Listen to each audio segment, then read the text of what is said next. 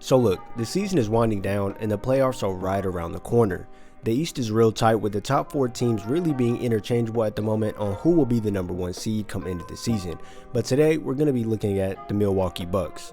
Okay, so look, most of the season the Bucks were really trying to figure it out with their roster, dealing with injuries and just certain things like that, and certain players not playing their regular roles. But now with the team coming back to full health and getting their lineups correct, the Bucks are looking like they're going to be a scary team in the playoffs once again and could win another championship.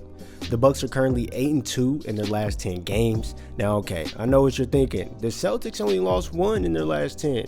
Well, look, the teams they lost to were the Timberwolves, who had a whole shift in mentality lately and have started winning games, and also to the Warriors in a game where 2 players in Jordan Poole and Klay Thompson got hot and put up 30 each, while no one on the Bucks put up over 20 points besides Giannis, who put up 31. So the 2 losses weren't really anything to lose sleep over, but you want to know what should wake you up? Well, in their last 5 games, they are 4-1, and guess who returned during those games? Yes, you guessed it, Brook Lopez.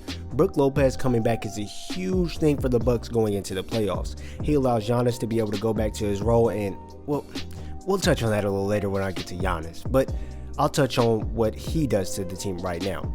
But Brook is going to be able to bring centers or power forwards out the paint since he is a 3-point threat sometimes. So that means the pick and roll bigs can't sag in the paint as much, and they can't help super hard on drives as much because there's a chance that Brook is cheesing on that 3-point line ready to let it fly.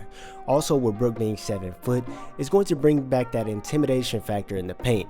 Now, I'm not saying he's a dominant defender, but, well, y'all know what I'm talking about.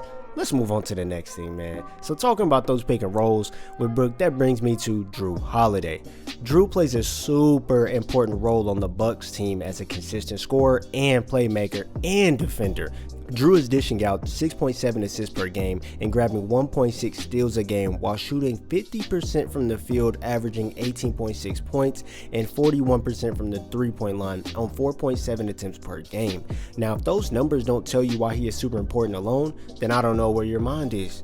With Jrue being able to hold his own on the offensive end while being super efficient as well, it makes the defense have to lock in on him and exert more energy towards him on that end. And then they have to turn around and worry about one, if not the greatest guard defender in the league right now. I mean, honestly, Jrue Holiday makes it hell for other point guards in the league a lot of the time. In a 7-game series, that's going to be very taxing on players' bodies.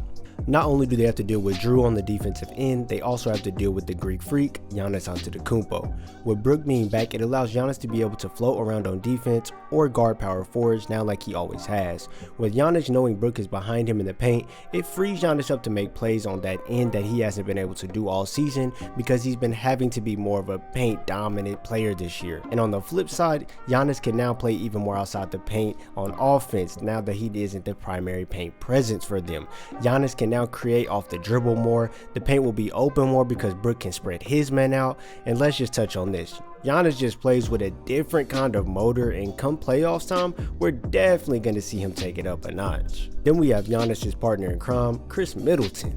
Now look, Kris takes some pressure off Giannis when the defense is causing him a hard time.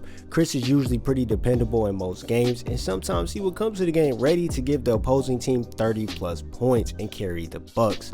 Middleton is also sneaky playmaker. Most wouldn't really see that side of him, but if you pay attention to games, you will see this. Middleton creates shots for his teammates. Even though Middleton is more of a come off the ball, catch and shoot type of guy, but he can get into his bag and get the buckets. He does score different from Giannis, as Giannis will take it to the paint on you. Middleton likes that mid-range area, so now you're getting hit from 2 different ways on that offensive end. Now look, let's move on to the honorable mentions and other players that will play a critical role on this team as well, but these won't be as deep dives as the other players. So starting with Serge Ibaka. Serge is going to be regular Serge. He probably won't play very huge minutes, like very huge minutes in the playoffs, but the minutes he plays, Serge will be a big body in the paint for the Bucks. He will come in handy when teams with good bigs, as the Bucks can show them different looks. Then we have Bobby Portis, who is basically averaging a double-double at 14.9 points and 9.2 rebounds per game, while shooting 48% from the field and 40% from the 3. So Bobby's going to bring that extra scoring threat for Milwaukee as well. Not saying he's going to light teams up necessarily, but he is an option that the Bucks will be able to look at if they are in a drought. Now look, you can't sleep on Javon Carter. Coming off the bench, he has helped the Bucks fulfill that extra defense that they have needed. Picking up defenders early and making them work or forcing turnovers is going to be a key thing for the Bucks in the playoffs. And not to mention, when he's on the offensive end, he's pretty dependable on those kickouts to knock down that open three.